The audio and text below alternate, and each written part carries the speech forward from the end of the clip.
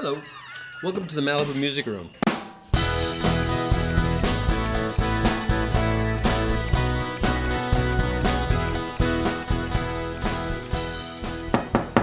Well, I wonder who that could be. Hi, it's Sophie and Harry Kipner.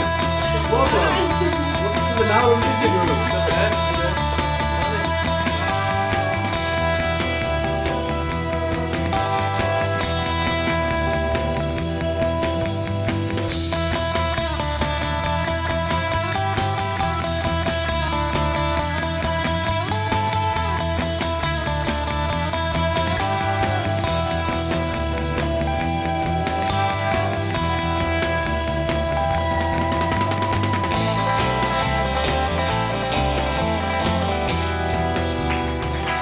Welcome to the Malibu Music Room. We've got Sophie and Harry Kipner here with us today. Hi, kids. Hi. So nice to have you guys here. We've been trying to have you here for a long time, but of course, your schedules, I should say, so you understand what I'm saying. I'm actually not busy at all. I do nothing, to be honest with you. Well, you've been the hardest one to get. I know I don't really respond to emails and those kinds of things. Well, so, anyway. yeah. Well, we're going to be responding today. Yes. But let's start with Sophie, ladies first. So Sophie, of course, we know about your artwork, which we'll talk about, but probably less known, at least to our group here, about your writing. Yeah. And of course, you have some exciting news in that department. Yeah, I've just found out. So I was working on a novel when I was in England. I was there for about 2.5 years. I had started this one story before I went, and then it sort of became what it is now while I was living there. And it's so exciting. Just a few weeks ago, right in the midst of all this sort of art madness. Yeah, I wouldn't want to say success yet because that could jinx it, but it's well, I'll say it, success. In the middle of all of that, then I found out, once I sort of put that aside and wasn't sort of trying to stronghold it, then it sort of like came back, and I just found out that this wonderful UK publisher wants to publish it, and so I'll get to incorporate the writing as well. Hey, so what is the title of it? What's it about? It's called The Optimist, and it's about it's not autobiographical. You can't say that. It's about it's a delusional girl. It's a little more than age, loosely based on her life. Who is trying to find love. And I think that the tagline that we're sort of using is a misguided search for Mr. Right when all you seem to do is chase Mr. Really Wrong. Because she's so... But I've created a character where obviously it's based on my experiences and also everyone else I know, but then I've exaggerated it to make a farce out of it. So right. She's an extreme version of what I think is normal and what many people would regard as normal. And I didn't want to diagnose her as delusional, because then it's a book about a crazy girl, but it's just... You're insane, though. But it's about it's about how insane it all becomes when right. You're on this little search, and also the influences that everyone has on you and who you want to believe, and everyone's sort of settling around you. But it's all quite cringeworthy and embarrassing, because in order to make it, a story. So I think I'm really excited about it. It's very, very, very good and very funny. Yeah. I just got this vibe from reading some of your stuff too. Again, your father being a songwriter, that I felt some of your writing was almost like songwriting, meaning that it was a story based on a metaphor. Yeah. And which happens in songwriting a lot. That's cool. You know, and I'm just wondering if you relate to that at all. Yeah, actually, but you've brought light to it. I never thought about it that way, but I think that's totally true. It's really true. Our dad always we grew up in a house of analogies all the time. Everything was an analogy. We never got a real answer because he's a songwriter, right. And he would just be like, so basically, what you're doing is you're doing this, and it's like so out there, but it makes perfect sense, and he explains it so well that I think it forced us to think that way. Yeah. And so I think mine comes out in that way, and that's like how it makes sense for me to tell a story. He's And so then, obsessed like, with the chorus. You know what I Yeah. mean? The hook of the song. What's gonna make the song the famous bit? You know what I mean? Of course. And like, both of us have grown up just being obsessed with that, I think. You know what I mean? Yeah. And it is funny because all of your little stories, they have a metaphor or a theme Yeah. or like a thing you kind of like keep going back to. I really like Well, that. you're illustrating your book as well, right? Yes. So hopefully I'll be able to illustrate, because there's different chapters. Like I can illustrate the heads of every chapter, and then hopefully do the cover design as well. And been trying to incorporate it as much as possible, and still in the same style that I've been doing in this series that I'm in right now. So, again, the type of painting we're going to see you do something a little bit later on, and we're going to show, we'll be inserting some of your actual finished paintings while we're talking now. Amazing. But, again, to do the blind contouring, how did you get into doing that or making it your own? I was so focused on the writing, as I was saying, in London. I wasn't really doing much art, even though I've done art for a long time. I used to illustrate my stories a while ago. But I had sort of lost touch with the art. And then I was wanting to, my dad had always said to me that I should learn to be a better cook, or at least be able to cook someone like a good meal, a roast meal. And I was like, Is this part of searching for Mr. Right? Yeah, I know. Yeah, I know. Anyway, so in England, I taught myself how to do these roasts, and I invited like a few people around. It was only 6 of us, and we had these amazing nights, and I would cook, and then we'd try and play games, and we were running out of games to play, but all having a great time. And there was a cabinet full of art supplies. You were there, and I remember just being like, well, why don't we draw each other? Everyone is going to get a piece of paper and a pen, and we're going to draw the person across from each other, and then we're not allowed to look down, and we can't lift up the pen. And it's not like I thought ahead of time of that, but I know blind contouring is an exercise I did in art school and art classes, and it's a sort of universal technique that's been going on for such a long time. But I didn't really think about it being that until afterwards. But it ended up being such a fun thing to do with everyone. Well, basically, we all looked at them afterwards, and mine was like so bad. And then, of course, we looked at Sophie's, and we were like, "What the hell is that?" You know what I mean? And then she's like, kind of like, "Let's do it again." And then again, and then it was like, and then it turned into us just, getting Sophie to do it, which is So that it was so much fun. Like I remember it really reignited my love of art, and because I wasn't looking, there was a freedom to it. It's not like Pictionary, which is so intimidating. Because if you are sort of an artist, then all of a sudden I have to be amazing and win. And then if you're not an artist, you feel sort of intimidated that you can't. Yeah. But this sort of levels the playing field because no one's looking. I've never thought of Pictionary as a scary, It's a scary game. game. Very intimidating for me, because all of a sudden I feel like all this pressure that It's I that have shyness to coming control. through. Right, there you go. Yeah. Yeah. I think maybe I am. Yeah, it's funny. Shy. It's like shy and also insane confidence, kind of battling. Yeah, but that's very common. Yeah. I feel like a shy person inside, but apparently I'm quite talkative.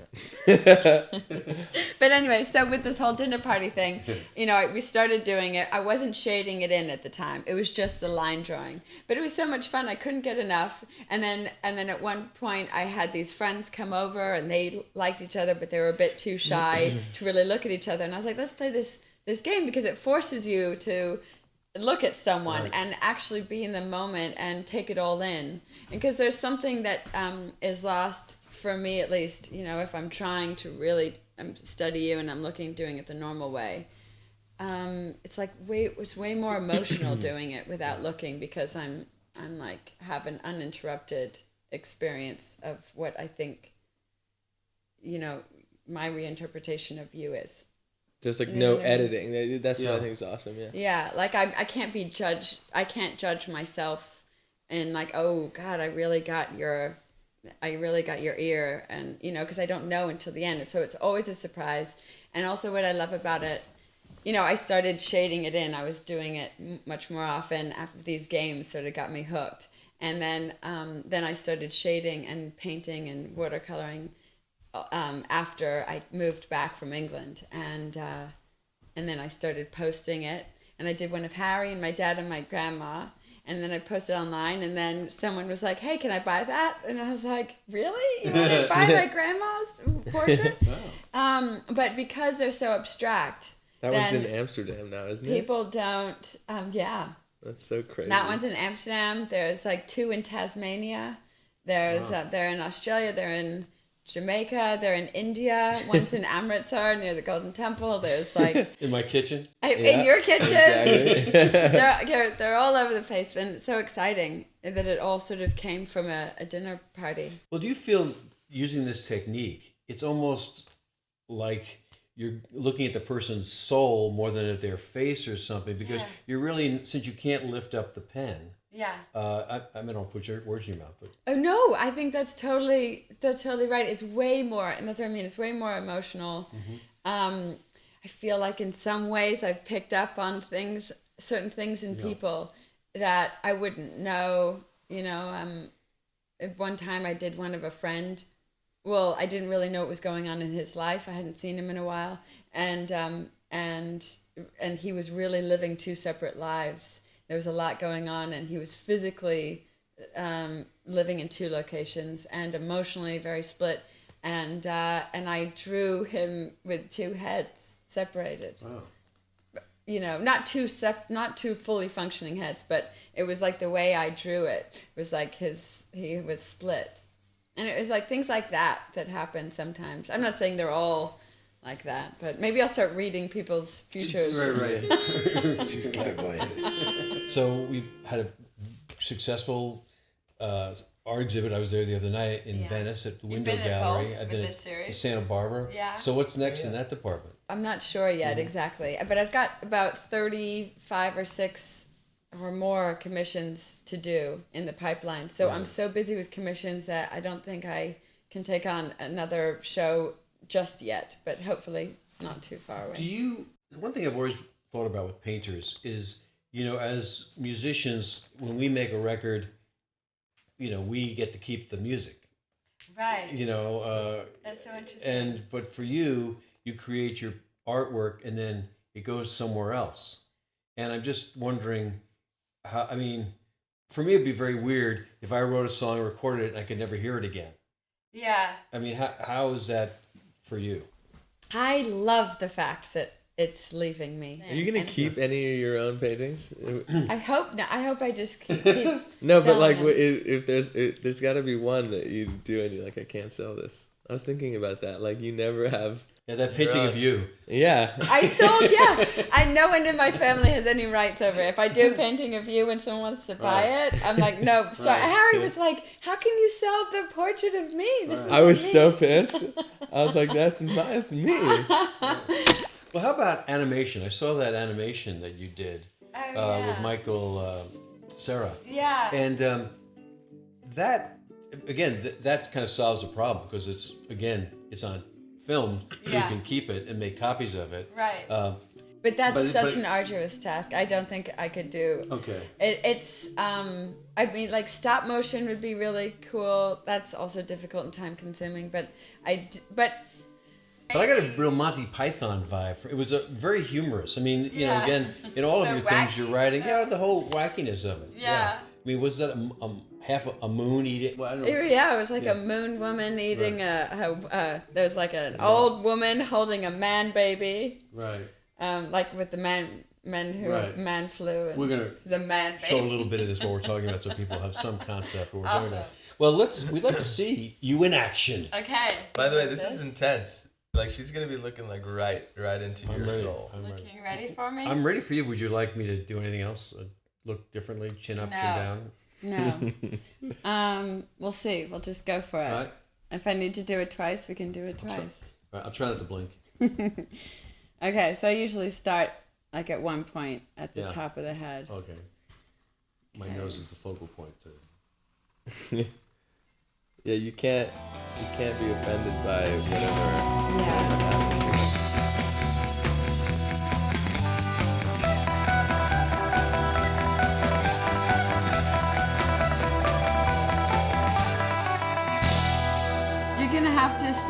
then we'll see this, and then by the end you'll see how different it looks when it's shaded. Right. Well, Harry, it's your turn now. All right. On the Malibu music. Hey. Yeah. Actually, I wanted to ask you both actually kind of a general question. Mm-hmm. Being that your mother's British, your father's Australian, and you grew up here, how do you relate to yourself? Interesting. I think I've always... feel very American. I'm... All right. Thank you for your answer, Harry. This is now my interview, okay? You can interject. I'm going to go back to the... No, it's funny. I've always loved that, you know? I've always loved that I grew up like that. And I feel like Sophie especially has a very kind of strange accent. I definitely sound like I'm the Yank. I've always been considered like the Yank of the family. But I say Harry, you know? I don't say Harry. Right. And like little things. I have like little... And he's grabbing onto any morsel of English. Yes. But also, I feel like when I sing, it's an advantage in a way because it's almost like I have twice as many words that can rhyme. You know what I mean? Like of course. Car or like ka. You know what I mean? Or just I don't know. Yeah.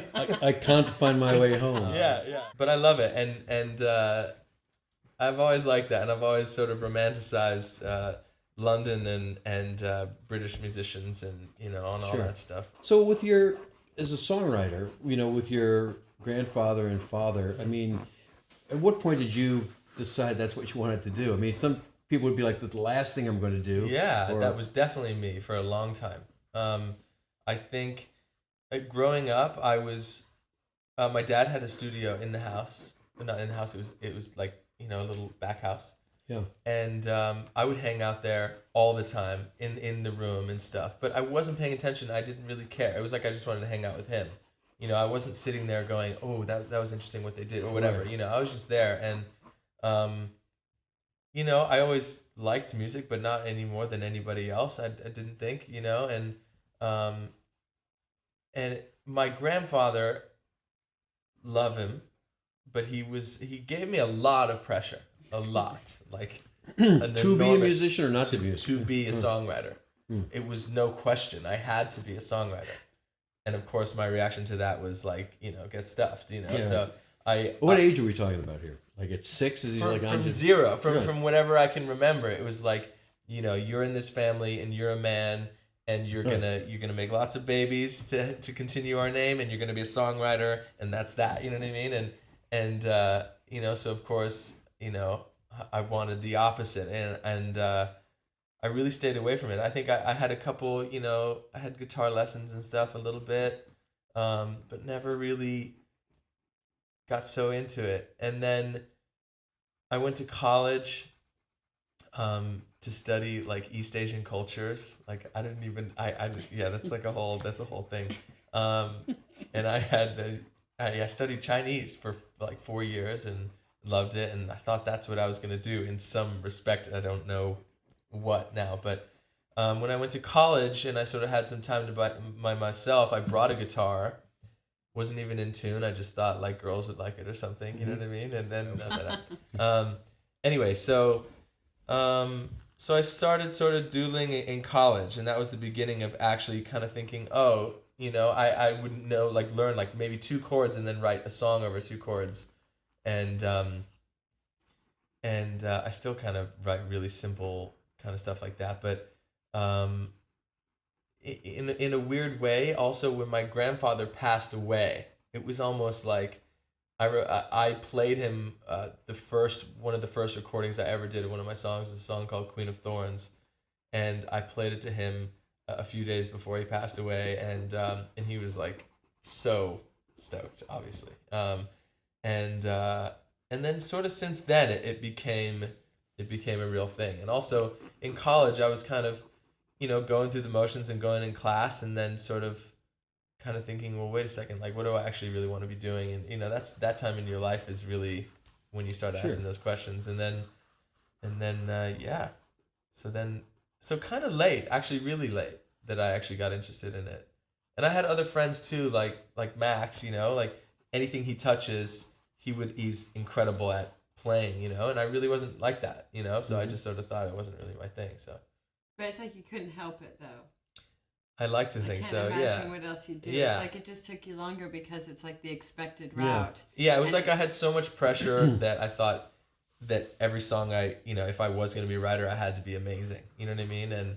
And then once I sort of let go of that, it was great. And my first couple songs were actually really good, just because I knew my dad is a master of the creative mindset, and I feel like I've been talking about that my whole life, but not necessarily music, Yeah. So once I started to apply that, it was kind of easy. Well, I really can't, besides your father, it's hard for me to think of other songwriters that have been relevant for 50 years. Yeah. Yeah, it's I mean, crazy. not so much that someone listens to a song from 50 years ago, but he was writing songs for the script now Yeah. that are number one records. Yeah. I mean, he's wrote number one records 50 years ago and Yeah, he's writing them it's- today. And that's what I it's find. absurd. And it's not just the songwriting, it's the production as well, being relevant in today's production. And how did that rub off on you production-wise? Because your stuff is really unbelievably produced. Wow, thank you. Yeah. Thank you.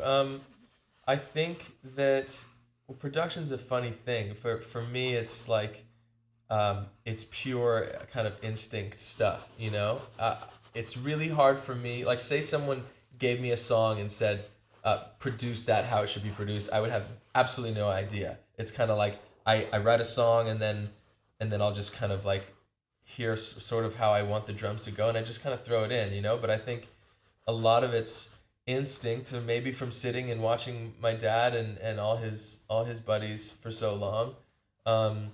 But I think most importantly, it's always about the song. I think that's the most important thing that he's always said. You know what I mean? And I've gotten kind of caught up a lot on that lately. I really appreciate you saying that you like my productions and stuff, because that's the part that kind of stresses me out the most, and that's been... So, I get that, and that's what I love so much about your songs. But there's also that, and I'd like to know see if there's like this synergy with Sophie too, between the two of you. You obviously have the same mindset, from the same cultural background and family, etc. There's a lot of humor, but there's your videos are really extraordinary. Harry's music's very funny. It's got aspects of... And I get that obviously your household must be a funny household. Yeah, I think that... It's a wild household. Yeah. I think wacky was the word she used. Yeah. I think what it is every song and every story has to have some sort of redeeming quality. If it's a super depressing song or whatever, for me, I won't be satisfied unless there's a moment maybe in the bridge of going, but maybe I'm going to be fine. You know what I mean? And I think that's what I love. That's kind of where the comedy is too. Like, maybe I'm not screwed. You know what I mean? Or just, you know what I mean? I always like a little pinch of that. Well, I think 1, 2, 3, 4, Your Love has really got that in there. Yeah, totally. I mean, that song, the video was a good way to meet girls. Yeah, great way. That song is about, obviously not true story, but it's about killing somebody for Just like a my girl. novel's It's about not being so autobiographical. crazy about a girl that you literally... Nobody knows that this is what the song is about. So I love it, like, when people reread the lyrics, they're like, oh. And then, and there's like little bits of... If you listen to now the lyrics from that point of view, it's actually really funny, Yeah. So... And the video has that, the Dylan totally Subterranean Homesick Blues thing. Maybe you're not even aware of that. Dylan was really the first one to do that, where he had boards with the lyrics on it and just went through the boards with the lyrics on it. Wow, yeah. That's awesome. And how'd you end up with the Stormtrooper suit for the sinking? So random. I love that video. I'm obsessed. I'm obsessed with Star Wars. I had like a whole sort of management team and all that stuff that wanted to do videos, and then that sort of it never really came through, and I'm just by myself now. And I really just thought, I really just want to make videos just for fun with my friends. And one day I thought of how much I've always wanted a Stormtrooper outfit, and I thought, how could I make it a business write-off? And then I put it in a music video, and it was so stupid, but so much fun to make. Really a fun video. I made it with my high school friends on my iPhone, and it's just You know what I mean? Now when I look at it, I'm like, oh my God, I'm an idiot. You know what I mean? But No, it was it's fun. great. There's And nothing it's like like dance pleasant. moves on a stormtrooper. Yeah. Yeah, exactly. and it plays into the whole like being cheeky, Yeah. fun, witty Right. side of something. Right. You know. I just love the idea of having like a really the stormtrooper when he's not at work, trying to take over the empire. He's being a really shitty boyfriend. And that other one with the girl on the iPhone. Yeah, that's my friend, Sophie and I's friend, Sibony. And we'll show a little bit of the videos Great, we're yeah. talking about, so we know what we're talking But about. she was in London when I did That's that. what I wanted to ask Yeah. you. Was she actually somewhere else when you She did was that? in London, yeah. And so she sings the harmony to that song. Well, I was actually maybe going to sing that song today too. That's funny. We'll call her up. But the harmony is so important to that song, and I thought, how am I going to do that? And so yeah, and it's like a bit the lips are a bit off because of FaceTime, of course. I just like literally just moved the audio. It was really live and it was great, so it looks great. It's really, really, really good. Awesome. So tell me about your song, Hey Portia with Nelly. How did that come to be? Yeah, that was so funny and so random. Right when I kind of got out of college, and was kind of thinking, what am I gonna do? What's going on? I had written only a couple songs, and I had this idea called Portia, and it was that the chords were so different, and it was a different thing. It was like an indie rock song in the beginning. Because it's not a typical Nelly song. No, it's very much, yeah.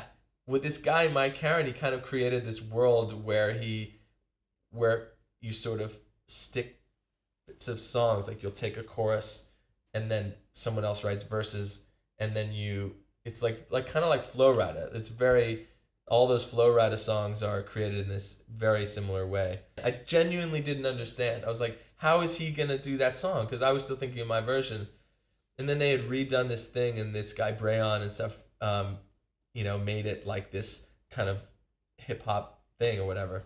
And so then I heard it, I was like, oh, and and they had the melody, same melody of the chorus and the whole idea, and totally made it this urban thing.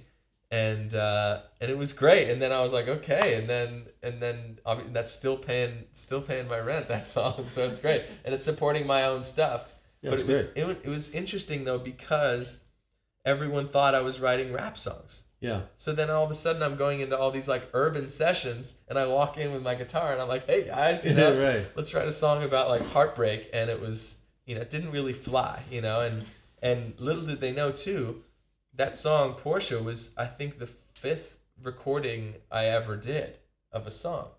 And so then they had me in, and of course I was pretending like I've been writing forever.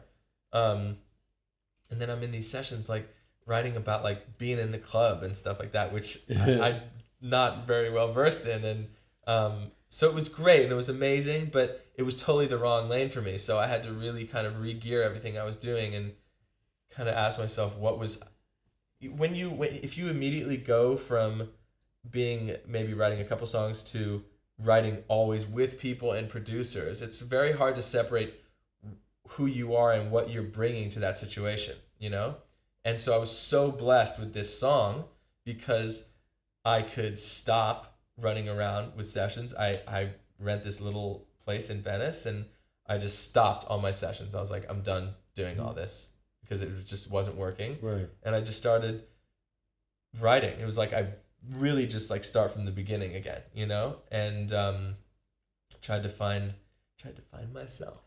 Well, but you're interested in performing though too. Aren't you? Yes, yeah, and I need to perform more. I haven't really done enough at all. Are you pretty much wanting to do it as a solo person or with a band? I've always loved the idea of a band, but it never. I don't know. Maybe I'm too controlling or something. So Well, I mean, you don't could be you with the band. You're right, of course, but I think it's just going to be me in Mm-hmm. terms of my own artist career. I'd love to have a little band thing in the future at one point, but in terms of like, them being my songs, you know what I mean, and maybe having a band play with me would be awesome. Well, what about producing too? Because weren't you just doing an Australian group? Yeah, so since What's the name of that band? They're changing their name. Their name is now Kid Zero, and they're really, really cool, and they're really young rock band. And a song that I wrote a couple of years ago I sent to them and they loved, and then came over, and I've just been starting to work with them and sort of produce and write with them, which is awesome. And it's kind of getting my feet back in, but it's not this like urban world. It's like stuff that I get and stuff that I love. Yeah. So it's been, you know, I sort of lost the taste for doing sessions and working with other artists because I was so kind of into my own thing. But now that I do have my own songs and my own stuff going, it was really fun to take a break for a second, mentally, you know, a couple of days a week. Well, is it their songs or is it your songs with their? I mean, I'm writing songs and sending them, and then they're singing them. But it's like their style, you know what I mean? Like they like Les Pauls and like, Right. you know, big drums and stuff like that, which is so not me. But the songs themselves, you know, I write them with friends and stuff to tailored to them, you know what I mean? But you're producing the song. Yeah. So the question is, are you having a difficult time with their input? In other words, you hear the song and you know what the bass part Yeah, is. right. And, you know. You know what? I haven't really dealt with that yet. I think that, first of all, they're really young and they're really cool in terms of they're kind of like, let's just do whatever it takes. Yeah. I'm sure at some point it will come to that, you know, but there's a couple people in between me and them who really would, you know, who are really running the show. I'm kind of like giving them all this content, and then there are like the business people who would say, listen, like these are the bass parts or whatever, you play them, you know. Right. But they're great players, and I think that they are going to have more and more input the older they get and the more confident and excited they get, you know. But they didn't have any songs. Like they were doing covers. Yeah. They had none of their own songs, so they had no identity really. So I think these are their first sort of songs that they're going to be tied to. So that's interesting.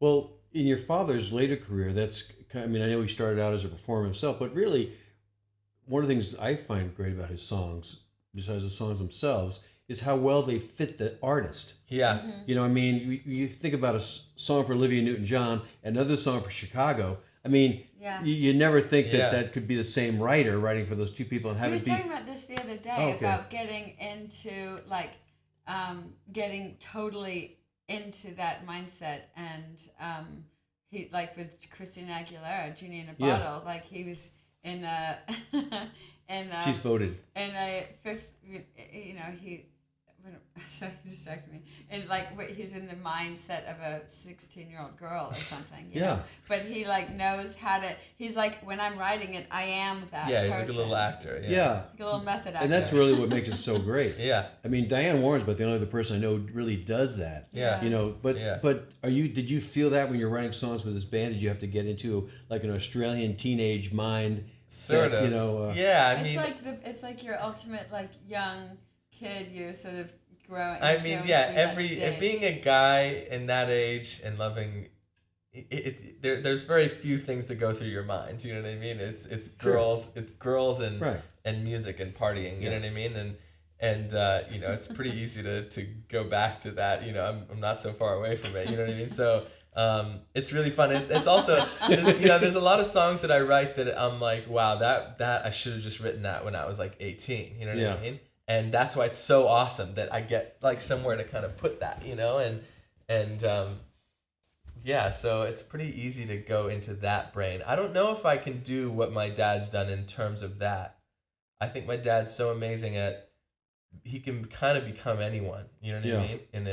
In the writing sense. I'm more he's almost more them than they are.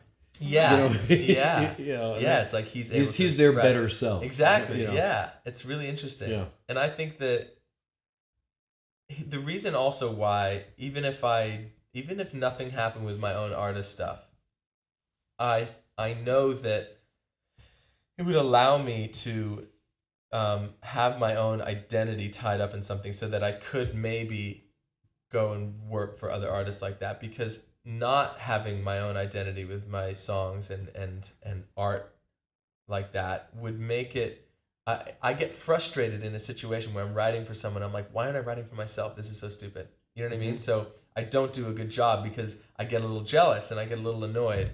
You know what I mean? So if I'm not doing it and then I see some kid walk in and I think I'm like, why aren't I doing this? I'm better. Yeah. I'm better than that. You know what I mean? That may change, though. Yeah, of course. After you've had, for example, your father has success as a solo artist with Tintin. So maybe as you have success, have your own thing. Then then I won't feel like my identity is tied up with Right, or other diluted, things. right. Exactly. So, yeah, exactly. Yeah. And I have so much kind of more fun. Well, let's hear something. All right. Yeah. Well, first of all, let's see what Sophie has done here. Then we I get. gotta make sure before I give it, it's It's like awesome. Here, do you wanna? That is awesome. I mean, I did it quickly. That's Sometimes it takes a bit, but it's kind of got a bit of your vibe. Oh, it's fantastic. Do you want to That's put a- it next to you? Yeah. Put it next to you for the camera. Yeah. Careful, because the Ooh. charcoal's still. Okay. It's gonna get all over your. That's so great. What's it called, so? It's called "Don't Lift Up, Don't Look Down." What is it? Don't lift up, don't look down. And Who it's came all up one with that? word. Harry did. My brother came up with it. No. You know why? Because he knew that I was sort of doing all these posts, and he's like, "You need a name for this. You need a tag." She was like, I you don't get know the what pencil in, you don't look in, and then you're at dinner, and And Harry's it like, was just say, "Don't lift up, don't look down." And I was like, "All right." Ba-doom. Then Harry did it. So here's your very own "Don't Lift Up, Don't Look Down" blind contour abstract crazy Thank you. portrait. And I won't look back Hey. because she's an artist. And now, how about a little music from young Harrison Kipner? My name is Matt Damon, No, and this song is called "I Like It Dark." your name is not Matt Damon.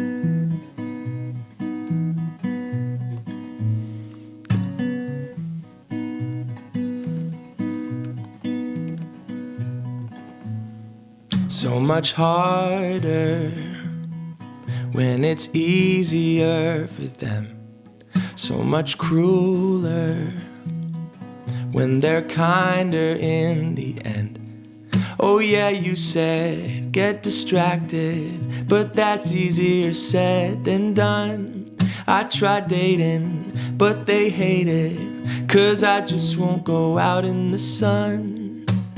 I like it dark, so I can't pretend it's you I'm kissing. I try so hard, but what you got over me is you got over me.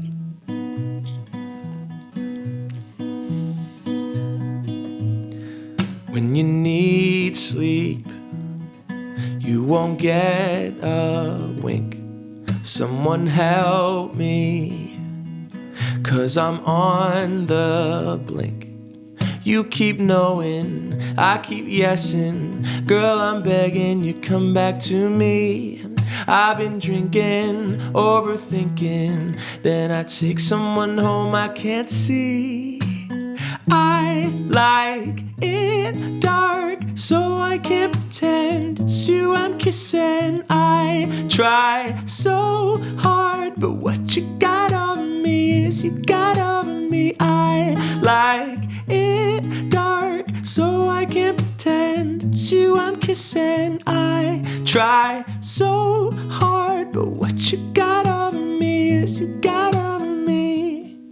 I'm all out of rope, but I'm still so high. When there ain't no hope, I just close my eyes.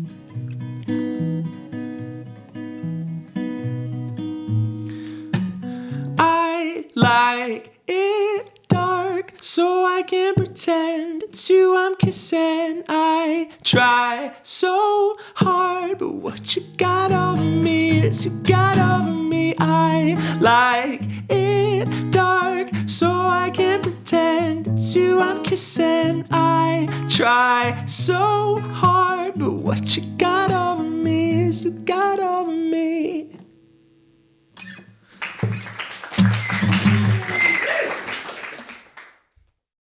My name is Michael Parnell, and this song is called Naked. Harrison, your name is Harrison.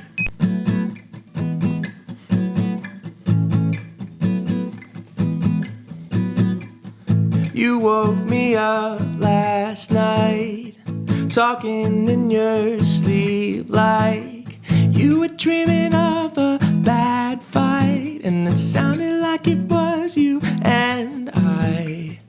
Think that this is not fair, to talk to me when I'm not there, and leave me feeling cold and so bare, fighting over covers hours that I wish we'd share. I'm feeling naked after what you just said. We only fake it when we're out of the bed. I wish that I could have seen this all along.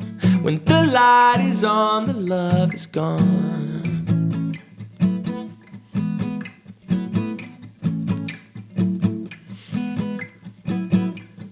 Your eyes, they're not open. It's only 6 a.m. while I'm just wide awake and thinking about what you said when you were dreaming. You said it was over, but you don't remember how I gotta be the heartbreaker when you're the one to tell me that the love's not there. I'm feeling naked after what you just said. We only fake it when we're out of the bed. I wish that I could have seen this all along. When the light is on, the love is gone. I'm really naked after what you just said. We only fake it when we're out of the bed. I wish that I could have seen this all along. When the light is on, the love is gone. And when the morning comes, we try to block the sun, but blackout curtains, they don't hide the damage done. The light keeps creeping through the cracks in our apartment. Things are falling out of place. We try to fight it, but the truth, it weighs a ton, weighs a ton, weighs a ton. Oh, the truth, it weighs a ton. When the light is on, the love is gone. When the light is on, the love is gone. I'm feeling naked after what you just said. We only fake it when we're out of the bed. I wish that I could have seen this all along. When the light is on, the love is gone. I'm really naked after what you just said. We only fake it when we're out of the bed. I wish that I could have seen this all along. When the light is on, the love is gone. Thank you. Hey, I want to thank Harry and Sophie Kipner, my guests tonight on the Malibu Music Room. Thank you, guys. Thank you, John. And we'll see you next time on the Malibu Music Room.